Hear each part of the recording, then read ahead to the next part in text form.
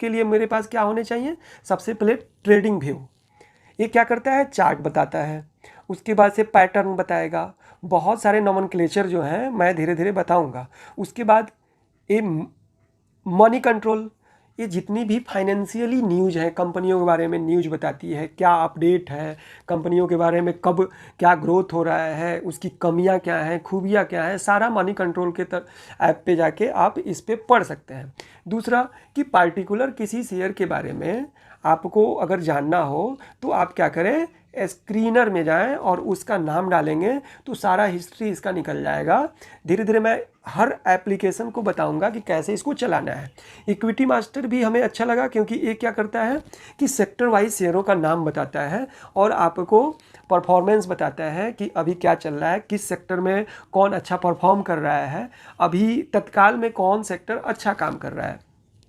दूसरा तेजी मंदी एक ऐप है। तेजी मंदी ऐप में भी क्या है कि अच्छे अच्छे एक्सपर्ट बैठे हुए हैं और वो क्या करते हैं, राय देते हैं। अब आपको कोई अगर राय दिया कि ये चीज़ अच्छा है तो आपको तो समझ में आना चाहिए ना कि अच्छा है या बुरा है, समझना तो आपको है। दूसरा एक टेलीग्राम, इस पर भी बहुत सारे एक्सपर्ट होते हैं जो अपना अपना राय देते हैं। तो राय तो सबका सुनना है, करना आपको है क्योंकि एक्सपर्ट आपको बनना है। और जब आप एक्सपर्ट बनेंगे, आप अपने हिसाब से जब किसी शेयर को लेंगे तो आपको विश्वास होगा उस शेयर के बारे में, आपको पता होता है कि मैं जो शेयर ले रहा हूँ वो कैसा शेयर है, वो करता क्या है, उसका काम क्या है, उसके मैनेजमेंट कौन बैठे हुए हैं। अब सबसे पहले आ जाते हैं, आपको ग्रो ऐप को ओपन कर लेते हैं। अब मैं इसके नोमेनक्लेचर के बारे में और जो फीचर्स हैं उसके बारे में बता रहा हूँ क्योंकि नया नया में क्या होता है ना, बहुत सारी चीज़ पता भी नहीं चलती कि क्या है नहीं है और फंस जाते हैं। सबसे पहले हम लोग शेयर मार्केट में अगर आते हैं तो कमाने आते हैं, लेकिन 90% लोग क्या करता है, पैसा पहले गंवा देता है। तो मेरा कहना है कि पहले कमाने नहीं आइए आप, पहले आप अच्छा तरीके से स्टडी कीजिए, सारी चीज़ों को जानिए। आज नहीं तो 2 महीना बाद, 3 महीना बाद जब आपको अच्छा नॉलेज हो जाएगा तो आप क्या करेंगे, किसी भी शेयर को लेंगे तो आपको कॉन्फिडेंस रहेगा और आप कुछ पैसा अर्न कर सकते हैं। इसीलिए स्मार्ट इन्वेस्टर बनने के लिए सबसे पहले आपको क्या जानना चाहिए कि निफ्टी और बैंक निफ्टी क्या है। निफ्टी 50 यहाँ लिखा है ना, मतलब है कि निफ्टी 50 में भारत की 50 सर्वश्रेष्ठ कंपनियां यहाँ पे क्या कर रही हैं, यहाँ पे लिस्टेड हैं। दूसरा बैंक निफ्टी में क्या होता है कि बैंकिंग सेक्टर की सारी कंपनियां इसमें लिस्टेड हैं। उसके अलावा आते हैं तो इसमें देखिए आगे सेंसेक्स, इसमें 30 शेयर क्या होते हैं, लिस्टेड होते हैं। उसके बाद से क्या है कि आप आगे चलें तो फिन निफ्टी, मैंने फाइनेंस सेक्टर की जितनी कंपनियां हैं ये क्या है, फिन निफ्टी में है। अब आता है इसमें दिखा हुआ है एक्सपायरी। तो क्या होता है कि वीकली एक्सपायरी होता है और मंथली एक्सपायरी होता है, ये भी आगे चल के डीप में बताऊंगा। लेकिन ये भी एक्सपायर होता है वीकली। और मार्केट कितना दिन चलता है, 5 दिन चलता है वीक में, GHRH को छोड़ के। GHRH को बंद रहता है। Tata steel, Vodafone idea, Reliance power, NMDC steel.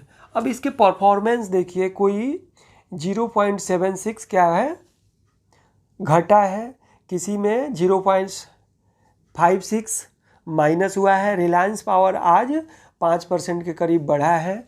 NMDC steel 1.5% के करीब बढ़ा है। अब product and tools, future and option, events.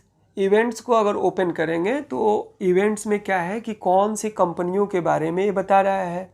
ठीक है, integrated in bonus ex date.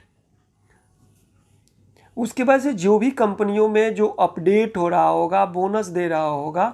अच्छा, एक चीज़ और बता दूं कि सब चीज़ का कहीं ना कहीं अर्थ होता है। बोनस एक्स डेट क्या होता है, डिविडेंड क्या होता है, राइट एक्स डेट क्या होता है, स्प्लिट क्या होता है। ये धीरे धीरे जब आप 1 महीना के बाद, 10 दिन, 15 दिन के बाद क्या हो जाएंगे, समझने लगेंगे। तो ये सारी चीज़ें मैं धीरे धीरे बताऊंगा। एक ही दिन में पहली बार में नहीं समझना है और जल्दी शेयर मार्केट में नहीं घुसना है। उसके बाद से आपको यहाँ पे आईपीओ क्या होता है, इनिशियल पब्लिक ऑफरिंग। मतलब कि जब शेयर मार्केट एनएसी या बीएसई में लिस्ट होता है तो उससे पहले शेयर मार्केट जब नया नया मार्केट में आता है तो एक शुरुआती दौर में पब्लिक को ऑफर करता है कि मैं अपना शेयर ला रहा हूं और इस शेयर में आप पैसा लगाएं, और उस समय इस शेयर का दाम जो होता है बहुत ही कम होता है, लेकिन ये क्या होता है, इसकी बिडिंग होती है, बोली लगती है, जिसको मिलना होता है मिलता है, जिसको नहीं मिलना होता है नहीं मिलता है। उसके बाद से आता है आपको ऑल स्टॉक्स, मतलब कि शेयर मार्केट में कितने सेक्टर में ये शेयर मार्केट काम करती है।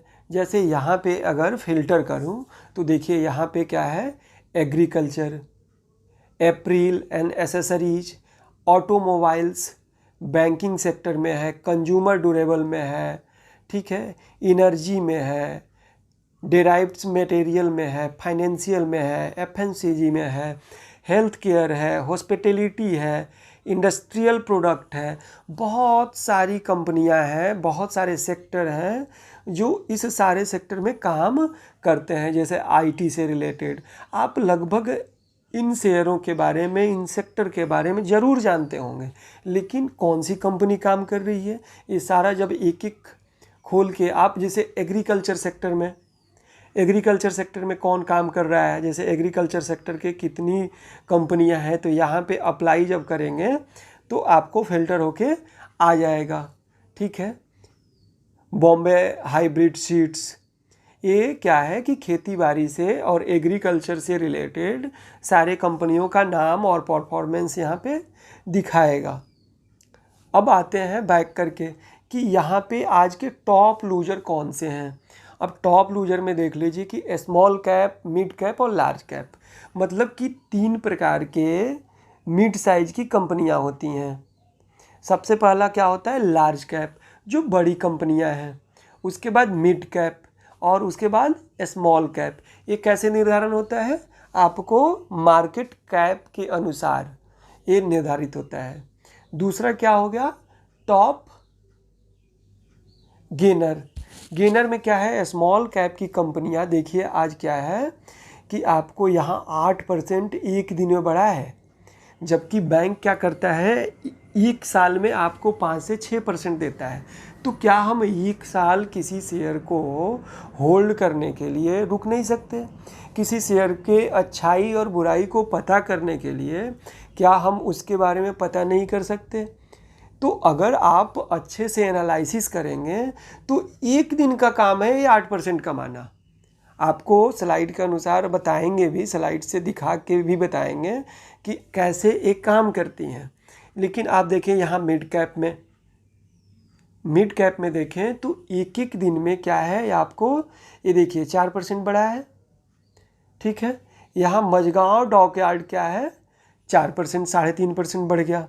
उसके बाद से HDFC एसेट मैनेजमेंट कंपनी क्या है 3% बढ़ा है।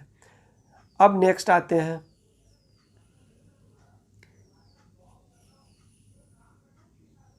कि आपको टॉप इंट्राडे, कुछ शेयर ऐसे हैं जैसे हम लोग क्या करते हैं, सबसे पहले इंट्राडे का मतलब होता है कि एक दिन में ही खरीदेंगे और एक ही दिन में बेचने की बाध्यता होगी, या चाहे शेयर आपका घाटा में हो या फ़ायदा में हो, 3:15 तक बिक जाएगा।